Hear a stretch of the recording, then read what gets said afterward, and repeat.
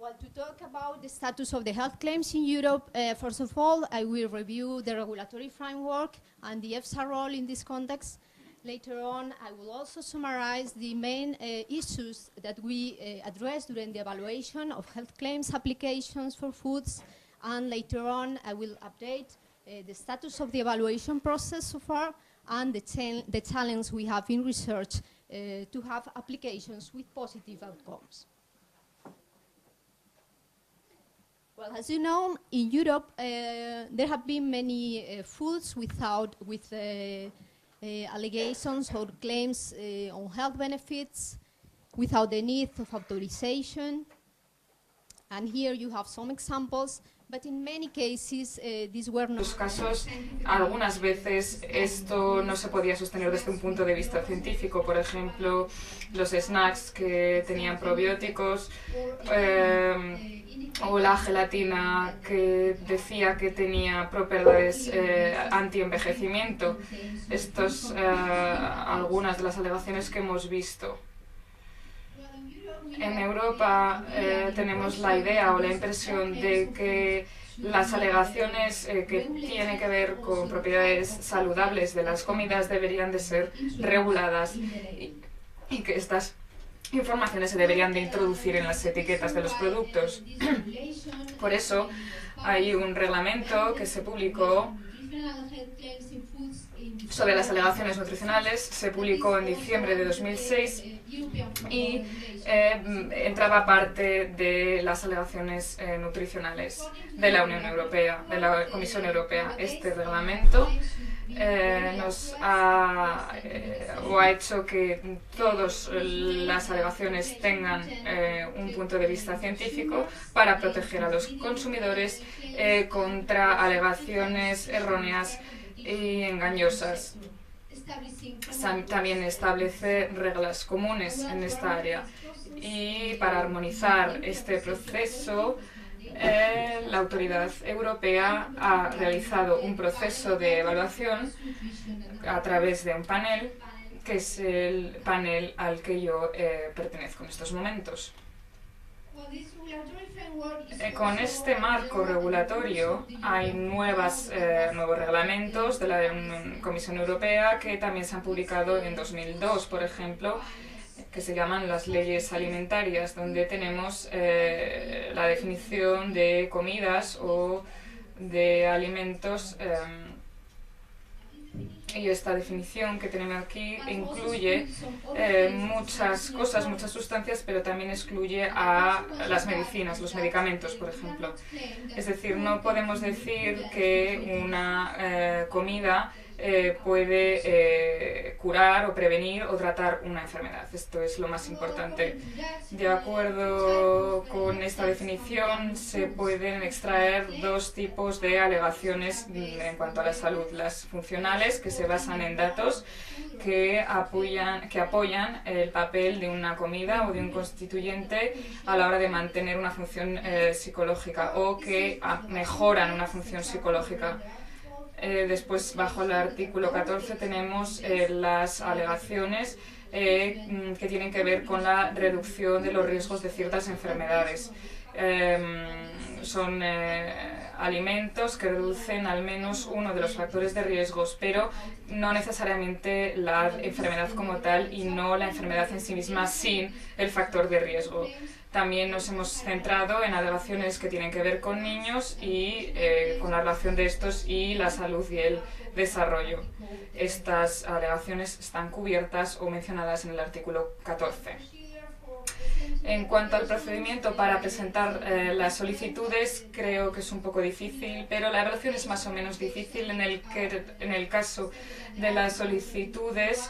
13.5 y 14 son solicitudes que tienen que ver con alegaciones funcionales que se basan generalmente en datos científicos que se han enviado a través de los Estados miembros, de la Comisión Europea o de EFSA. Y no ha habido un contacto directo entre las solicitudes y EFSA. Esto ha sido un problema durante el proceso de evaluación y las solicitudes que se han mandado de acuerdo con el artículo 13.5 pues también se han mandado a través de los Estados miembros, de las organizaciones, y en este caso sí que ha habido un contacto entre EFSA y el solicitante. En este sentido, el panel ha determinado en primer lugar si se ha definido la alegación y si es relevante para la salud y si la relación entonces por tanto se ha establecido. El panel dice si el alimento, el constituyente, está definido y caracterizado sobre todo en relación al efecto de la alegación, y el propósito pues es establecer la identidad del alimento, de la comida, y confirmar que los estudios que se han ofrecido se han realizado en relación a este constituyente o esta comida en particular. En relación con la definición de la caracterización del alimento, del constituyente, pues el alimento o el constituyente tiene que estar claramente definido, como he dicho, y aquí tenemos varios ejemplos. Aquí tenemos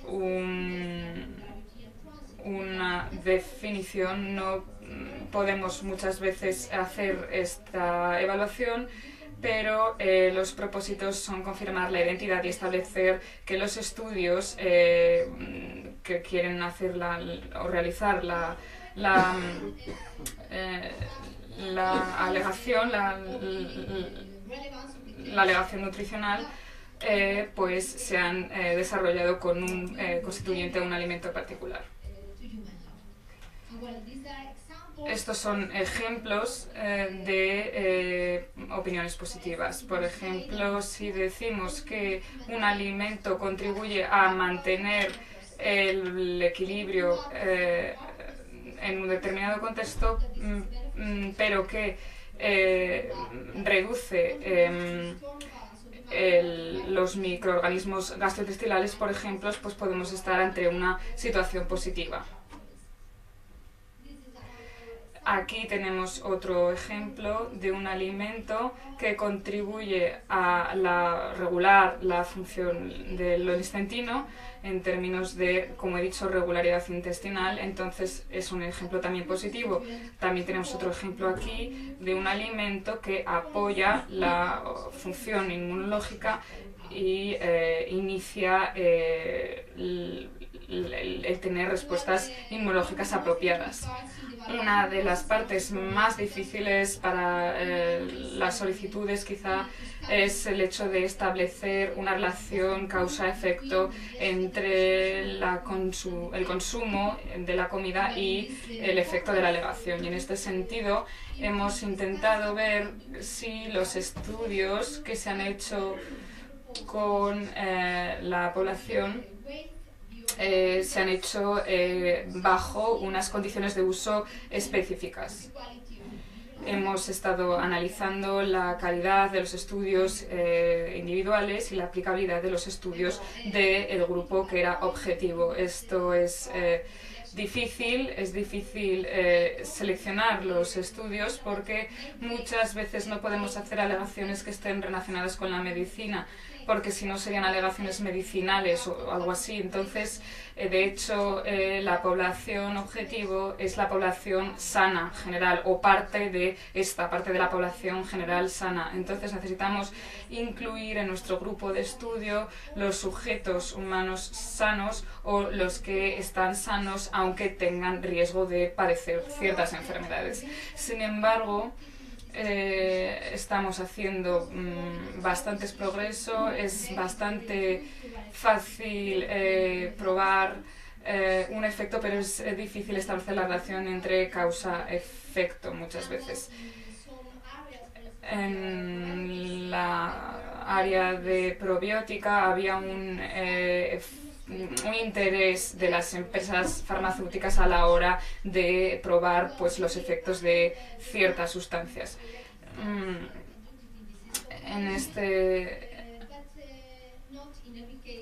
pero muchas veces pues este tipo de estudios no se pueden utilizar en todos los casos. Consideramos que es posible extrapolar los resultados de la población objeto del estudio a la población general. Y no hay una regla para establecer este principio, es una evaluación de caso por caso que nos ofrece o nos dice si se puede dar esta extrapolación o no. En este caso de pacientes IBS, pues hemos logrado obtener ciertos datos. En relación al establecimiento de una relación de causa-efecto, los estudios humanos son esenciales para sustanciar la alegación. Hay también estudios de intervención humana, estudios observacionales también y otro tipo de estudios. No hay una fórmula preestablecida en relación al número de estudios o del tipo de estudios que se necesitan. Depende del objetivo muchas veces del estudio. Los estudios in vitro o animales deben dar datos que puedan apoyar la tesis. No se pueden dar simplemente datos per se, se necesitan pruebas, evidencia. El hecho de ser per se no es suficiente y, por supuesto, nuestro panel, el panel NDA, ha considerado siempre los datos que son científicos. De conformidad con nuestra evaluación, pues podemos obtener tres diferentes conclusiones. La primera es que se establece una relación entre causa y efecto y que es positiva, pero que muchas veces no hay datos suficientes para establecer esta relación entre causa y efecto. Esto sobre todo tiene que ver o se da cuando tenemos resultados que son un poco conflictivos, positivos y negativos. También podemos concluir que la relación causa-efecto pues no se ha establecido a veces porque no ha habido pruebas suficientes o evidencia suficiente, o esta es limitada. En relación al estado de la evaluación de las alegaciones nutricionales,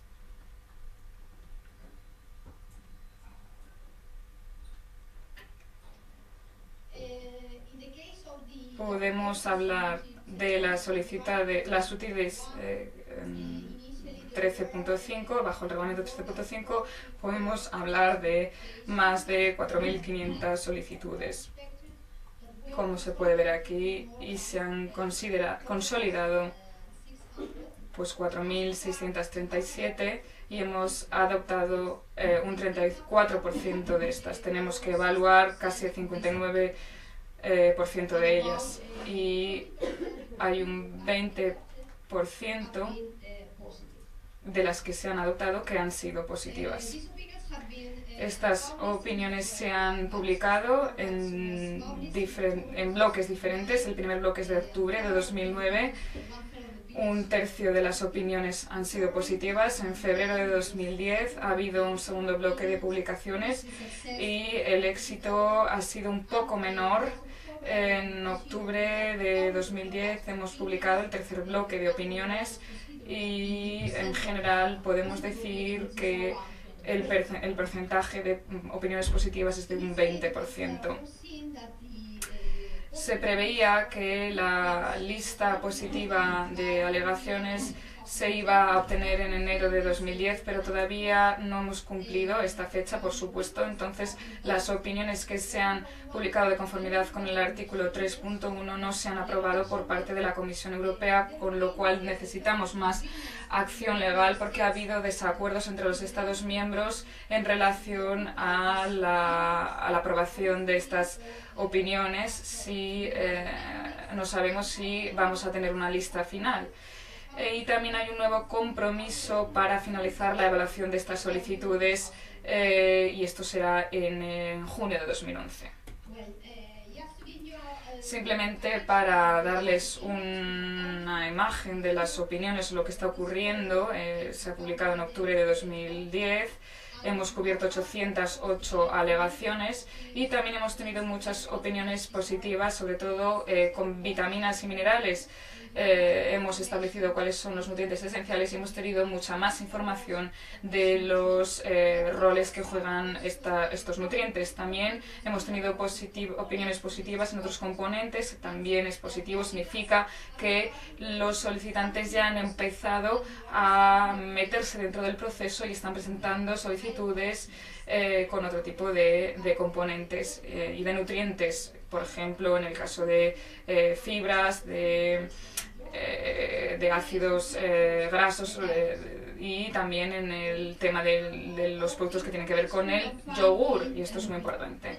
Aquí la opinión se refiere al glucomannan y se han hecho alegaciones sobre muchas propiedades, como puede ser el mantenimiento de las concentraciones de colesterol en la sangre normales. Por lo tanto, también ha sido un punto positivo para tener en cuenta. En este caso, se puede obtener la conclusión del panel en lo que nos dice que esta sustancia tiene una causa y efecto positiva, es decir, que reduce el peso y ayuda al mantenimiento de la concentración del colesterol en la sangre a niveles normales.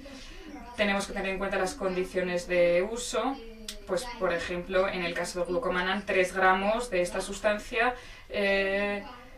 que se deben de consumir diariamente en 3 dosis o al menos de 1 gramo cada una, con 1 o 2 vasos de agua antes de las comidas, ¿no?